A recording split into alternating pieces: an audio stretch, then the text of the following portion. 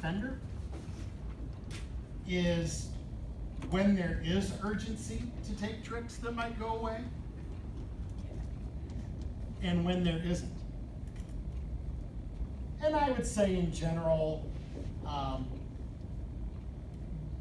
people are too impatient when they defend.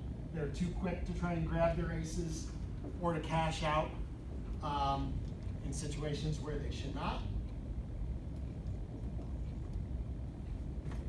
But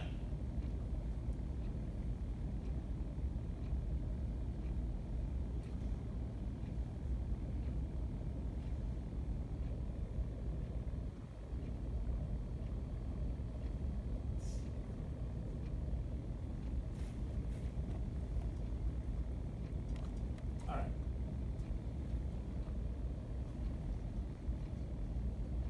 Checking my auction here. So this one I believe this comes out of the Hall book, although I don't have a page number for you. But so let me give you the bidding because this is at least relevant. So, and ultimately I will tell you that South is going to end up in 4 spades. So South opens a spade. With the West cards, you make a takeout double. Hopefully that looks pretty normal to everybody here. North with this hand here chooses 2-no, which you may or may not like. 2-no is artificial. It is it's Jordan, so it's a limit raise in spades. Whether or not the hand is worth a limit raise is another debate. So similar to Jacoby. It's specifically for use over a takeout double. That's what's different.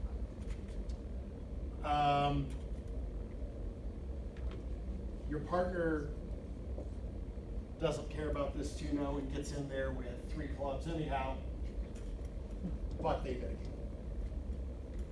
All right, so that's your bidding.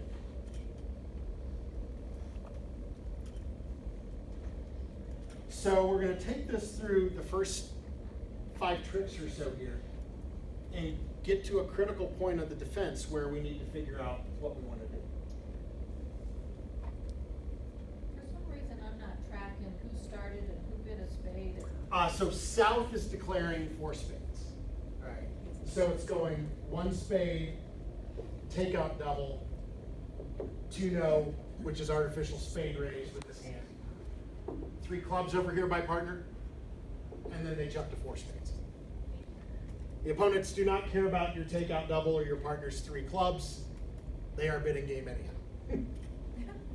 Yes, everybody's involved here.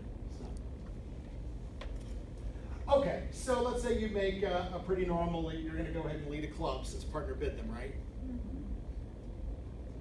Mm-hmm. All right, so declare hops up with the ace. If you care, partner encourages the club and says, yes, that's fine. I like those. I did bid them after all. All right. So they take trick 1 with the ace, and now while on the dummy, they play a trump. They start drawing their trump. They play a spade to the jack. Your partner follows. So your partner has a spade. Right, spade to the jack, you win your king. Right, you're going to go ahead and continue clubs, right? Okay, so let's go ahead and play another one. I would probably just go ahead and play a small one rather than queen. Because I don't know that you necessarily want to be on lead. Okay, so small. Partner does put up the king of clubs, and then declare roughs. Okay. Well, partner didn't have a lot of high card points over there, right? So clearly their club bid was based on the fact that they had king, jack, 6. 6 of them, right? Because you have 4 and there are only 2 in dummy. All right, this is all making sense. We know why declare wanted to bid a game, right? They had a singleton club. All right. Well, let's start tracking distribution of the closed hand, right? So we know declare started with 1 club, right? Because when we tried to cash a second club, it got rough. So after roughing the club, declare plays the ace of trump. You follow with your small one, and partner follows. Have we accounted for all the trump? We started with 2, partner started with 2. We know declare has 5, right? Because of the spade opening, and dummy had 4. They were in a 9-card fit. They were in a 9-card fit, and the trumps broke to 2. Okay, well, now let's start piecing together declare's hand. Because you're going to have to make an important decision. Declare's hand, we know they started with 5 spades to the ace jack, right?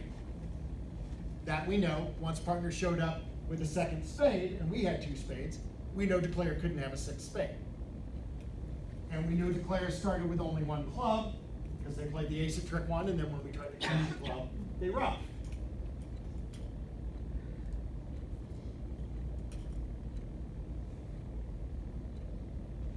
Okay. Trumps are drawn. The lead is in declare's hand. They lead a little diamond out of their hand toward dummy's queen 10-9.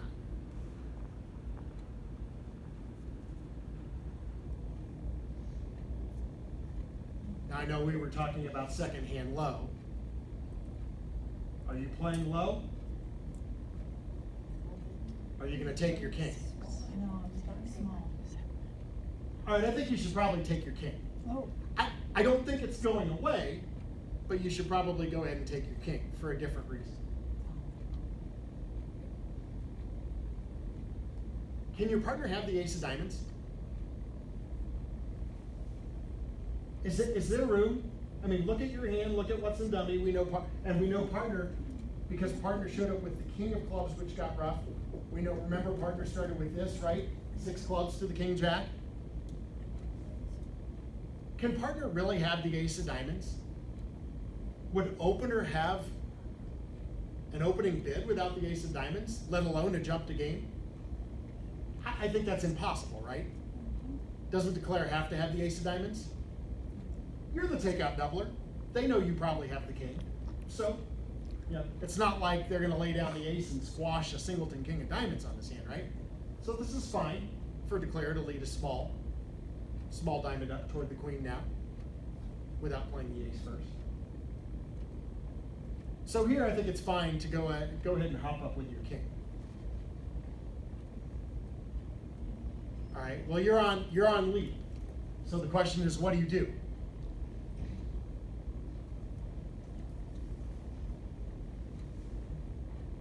You've won your king. Process of elimination, right?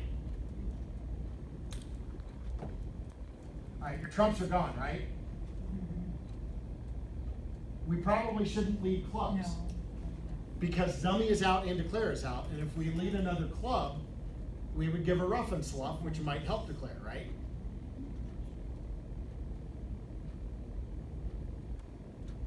Should you lay down your ace of hearts? Where's the king of hearts? Declare has to have it, right? Again, declare has to have the ace of diamonds and the king of hearts. How do they have an opening bid without those cards?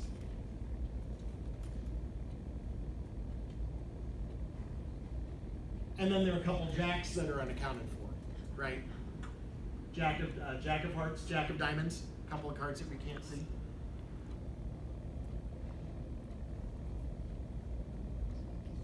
Let them have their ace of diamonds. If you lay down your ace of hearts, what are you doing? You're setting up the king, right? You're setting up declare's king. And they're gonna make 4 spades. Pretty easily. Is your ace of hearts ever going away? That's the question you have to ask. If it were going away, you would want to cash it. But is it going away?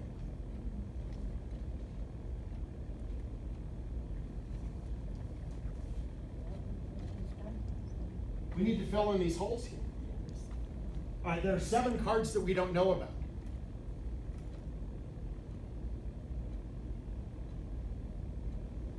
no matter how those cards divide. And we're going to give declare both ace jack and king jack, right? So we're going to say king jack of hearts and ace jack of diamonds. Right? What if declare has 4 hearts and 3 diamonds?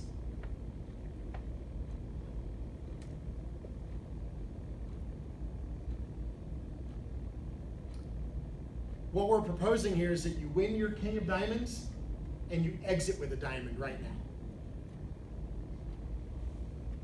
What happens if you defend that way? It's got to lead to your ace. Right. They've got all their diamonds, right? So dummy has 5 diamonds and declare only has 3.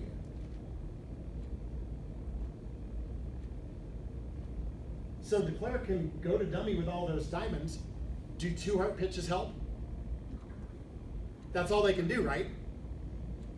If declare had started with 4 hearts and 3 diamonds, they can play 4 more rounds of diamonds and pitch 2 hearts, but that still leaves them with king jack. And now what do they have to do? They have to lead toward king jack, and you're sitting over with ace queen, and you beat 4 spades, right? As long as you don't lay down your ace of hearts. What if we change the way these cards distribute? What if they in fact have 3 hearts and 4 diamonds? They get 1 pitch on dummy's 5th diamond, right? Same thing, right? They're still left with 2 hearts. What if they were 5-5? Now there's no pitch, right? They can play 5 rounds of diamonds, but they're still going to come down to the same position. They're going to have to lead a heart toward the king jack, and they're going to have to guess this right. They can't guess it right because the ace queen are in fact sitting over the king jack. They would have to hope that your double was a little bit lighter and that one of those heart honors was in the other hand so that they would have a chance. If you have tracked all of this, the 5, you've seen that they've started with 5 spades and roughing the 2nd club, revealing that one way or another, declare has 7 red cards. All you have to come down to is realizing that they have 7 red cards, and it doesn't matter how those red cards distribute. How many of them are diamonds? How many of them are hearts?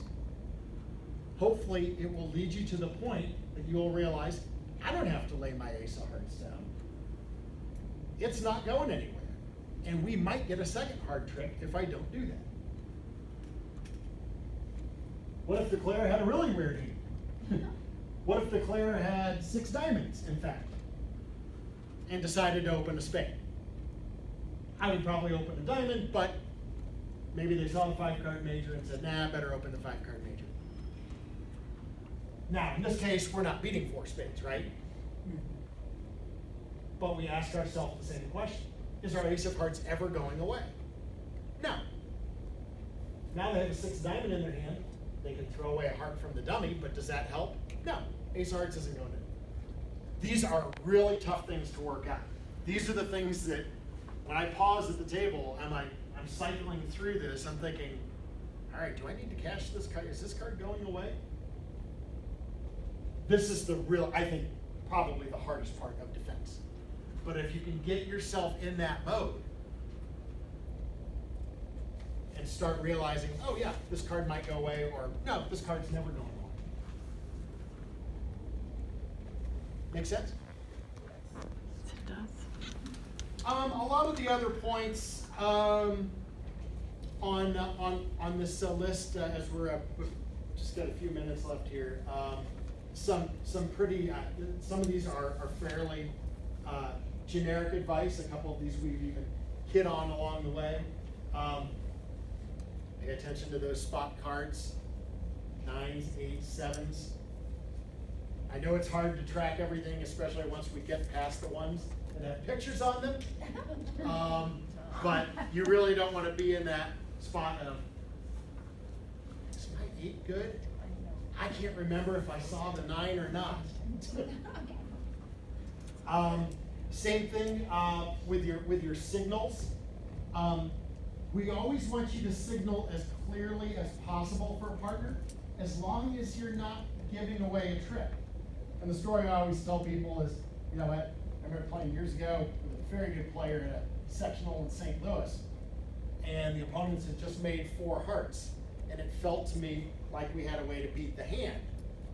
And I was thinking about it, and I asked partner, I'm like, is there a way for us to beat that? And he said, yeah, you could not signal with the setting trick.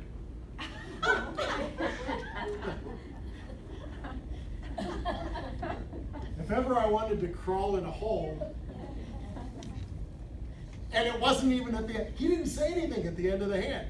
He didn't say, why'd you signal with the setting trick? I mean, I totally asked for it. Is there a way we could have beaten that? Yeah, you could not say that.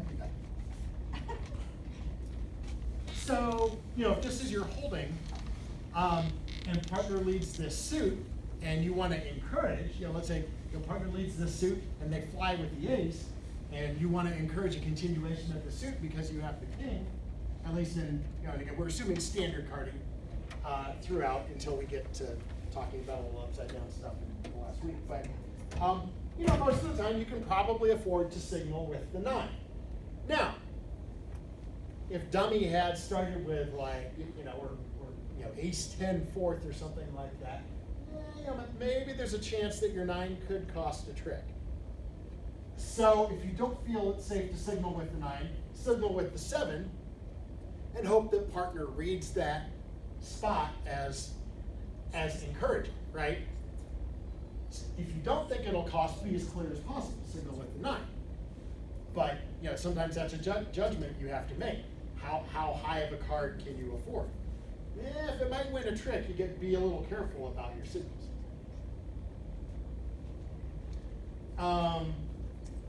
We talked about having aces cover kings and queens. That's one of your points there. I don't know if these are in the exact same order, I might use it, but point 7.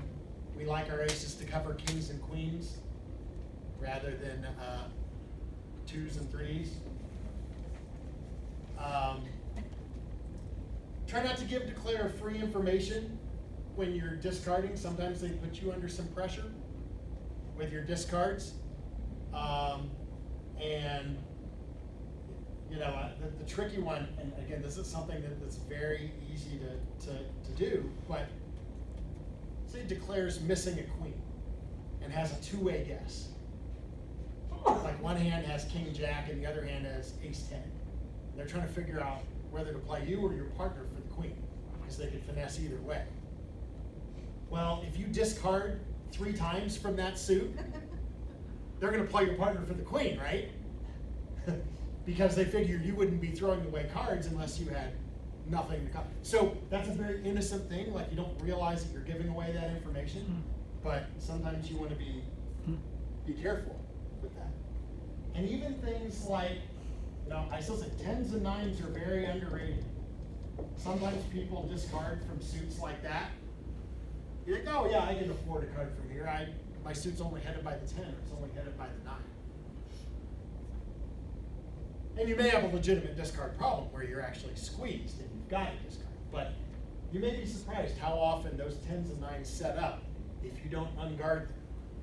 So be very careful about discarding from those suits. And what looks like an innocent discard, all of a sudden, partner had a jack or a queen in that suit that drops because partner's short in that suit, but your 10 gets promoted, or your 9 gets promoted.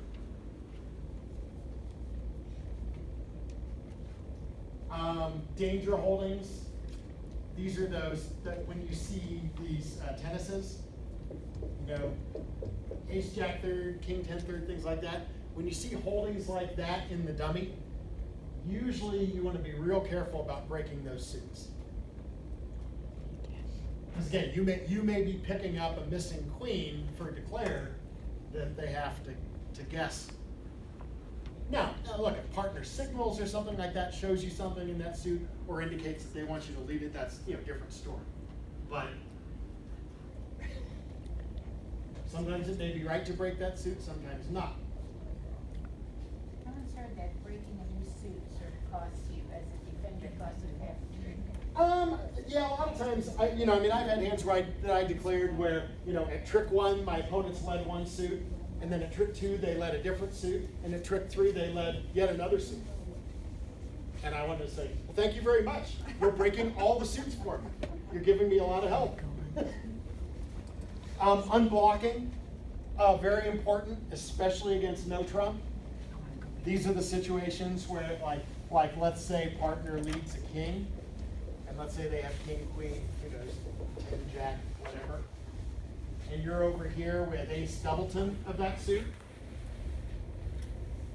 I know it's very tempting when you see the king to duck and let the king win the trick, but you don't want to do that. You want to unblock. You want to overtake and get out of partner's way. Overtake and lead it back. Even if partner doesn't have the jack, what are you doing? You might be leading through the jack in the player's hand. If they don't have it and they only have the 10. Kind of thing. It happens against suits, but unblocking becomes really critical at no trump.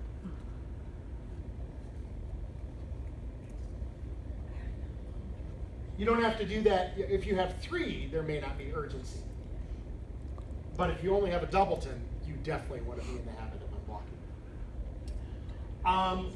I don't want to run too late. I have one more point.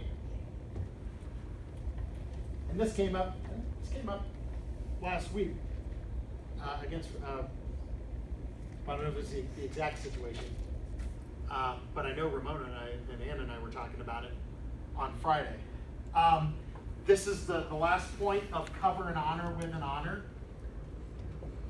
You probably heard that in Bridge 101. Now, if they play a card from the dummy, if they play an honor from the dummy and you have an honor, you should cover it. This is very good advice, but it does come with one caveat.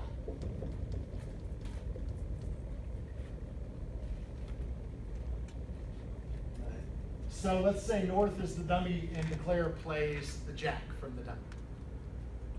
And the 10 is visible in dummy as well.